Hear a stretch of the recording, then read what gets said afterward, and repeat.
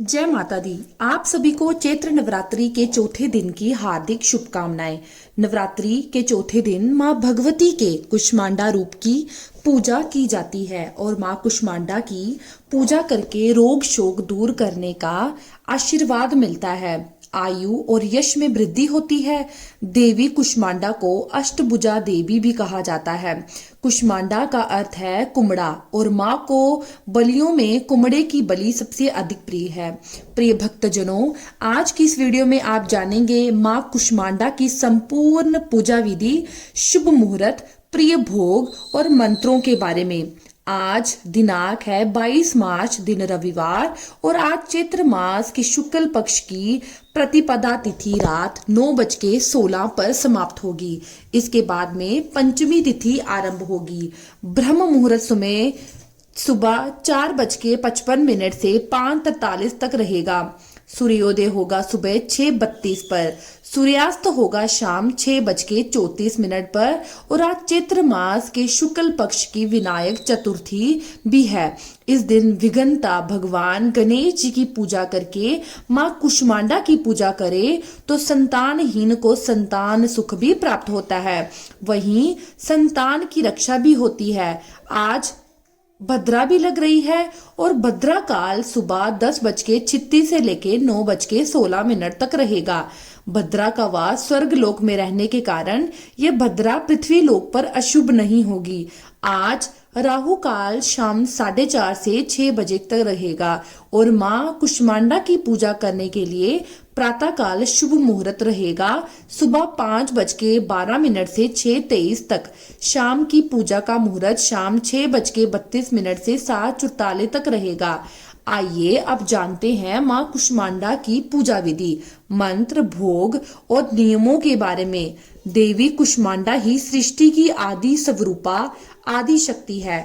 इनका निवास सूर्य मंडल के भीतरी लोक में है और वहां निवास कर सकने की क्षमता और शक्ति केवल इन्हीं में है। इनके शरीर की कांत और प्रभा भी सूर्य के समान ही दिव्यमान है।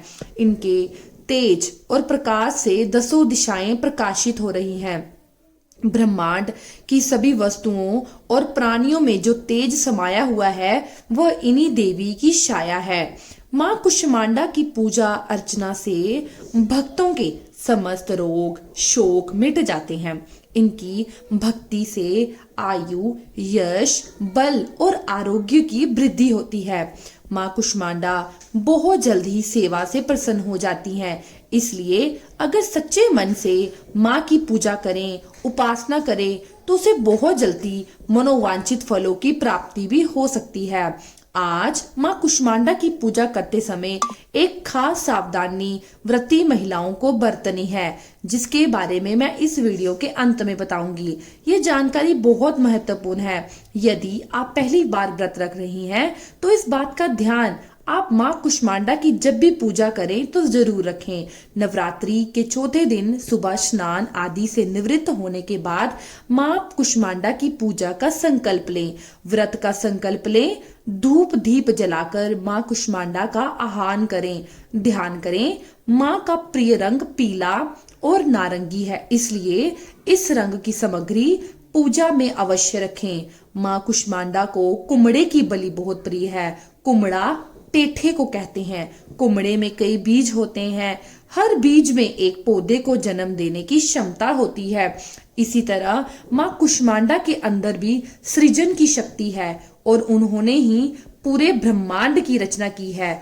तो ऐसे दंपति जिन्हें संतान सुख प्राप्त नहीं होता, वे कुष्मांडा माँ की सच्चे मन से पूजा करें तो उन्हें भी संतान सुख प्राप्त हो सकता है।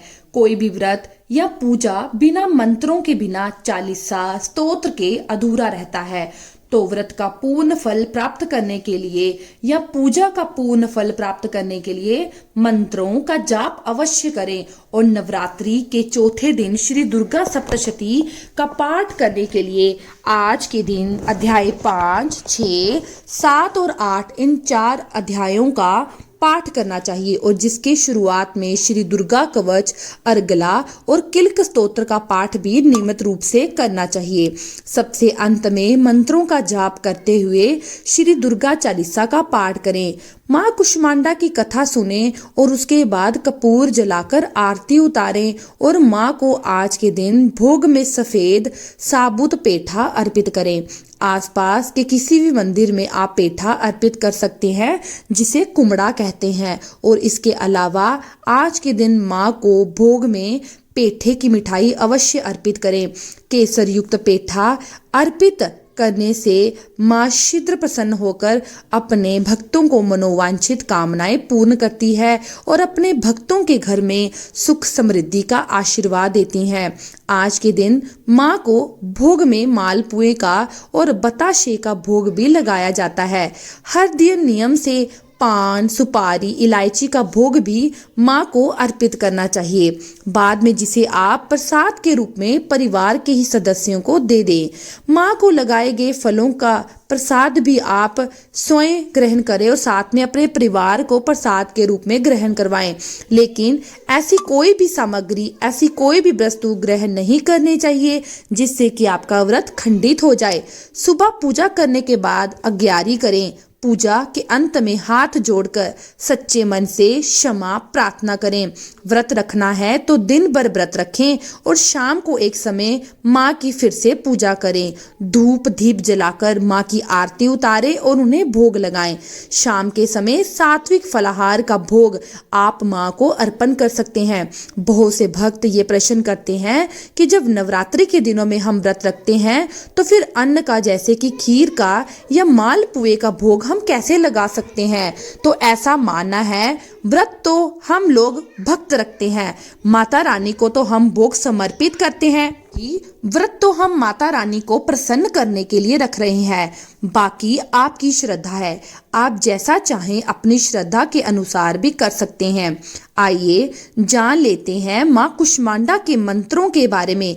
जैसे कि आपको हमेशा बताती हूँ कि नवरात्रि में हर दिन नियम से नवदुर्गा कवच का पाठ भी करना चाहिए, जो इस प्रकार है। प्रथम शैलपुत्रीं च, द्वितीयं ब्रह्मचारिणी, तृतीयं चंद्रघंटेति, कुष्मांडति चतुर्थकम, पंचम स्कंदमातेति, षष्ठम कात्यायनीति च, सप्तम कालरात्रि महागरीति, षष्ठम नवम सिद्धिदातिं च, नवदुर्गम प्रकृति। माँ कुष्मांडा की पूजा का मंत्र ओम देवी कुष्मांडाय नमः। प्रार्थना मंत्र सूरा संपूर्ण कलशम रुद्रा पलुतव च दथा नाम हस्तपदाभ्याम कुष्मांडा शुभदास्तु में स्तुति या देवी सर्वभूतेषु माँ कुष्मांडा रूपेण संस्थिता। नमस्तस्यै नमस्तस्यै नमस्तस्यै नमो नमः। प्रिय श्रोताओं, अब आपको उस गलती के बारे में बताने जा रही हूँ जो आपको आज के दिन करने से बचना चाहिए, क्योंकि अगर ऐसा हुआ तो आपका व्रत खंडित हो सकता है। माँ कुष्मांडा नाराज हो सकती हैं। खासकर महिलाओं को आज के दिन ध्यान रखने की आवश्यकता है कि आज के दिन अपने हाथ से चाकू लेकर एक भरा पूरा गोल कद्दू या पेठा ना काटें। अगर आप कुमंडे का भोग यानी पेठे का भोग माँ को अर्पण करना चाहते हैं तो साबुत पेठा अर्पित कर सकते हैं। इसके अलावा कद्दू, पपीता, पेठा, नारियल, खरबूजा, तरबूज, गोल वाली लौकी और खीरा, इस तरह की सभी जो भी खाद्य सामग्री है, जो फल सब्जियां हैं, वो गर्व के स्वरूप भी माने जाते हैं और इस स्वरूप के कारण ही इनमें कुष्मांडा माता का वास होता है। ऐसे में महिलाओं को और खास तौर पर गर्भवती महिलाओं को या जो संतानहीन महिलाएं हैं, उन्हें ऐसे फलों की सब्जियों को खुद से आज काटना नहीं चाहिए। व्रत वाले दिन देवी पूजा के समय तो आपको ये काम करने से बिल्कुल बचना चाहिए। इन फलों को काटने या फोड़ने के लिए आप परिवार के किसी अन्य पुरुष या सदस्य की सहायता ले सकते हैं, उनसे कटवा सकते हैं, फिर दुकान से लाते वक्त या दुकानदार से इसके टुकड़े करवा सकते हैं। आज के दिन माँ कुष्मांडा की पूजा करने के लिए अगर आप सब्जी बना रहे हों तो ध्यान रखें, खुद से इस तरह के कोई भी फल या सब्जी काटने से बचें।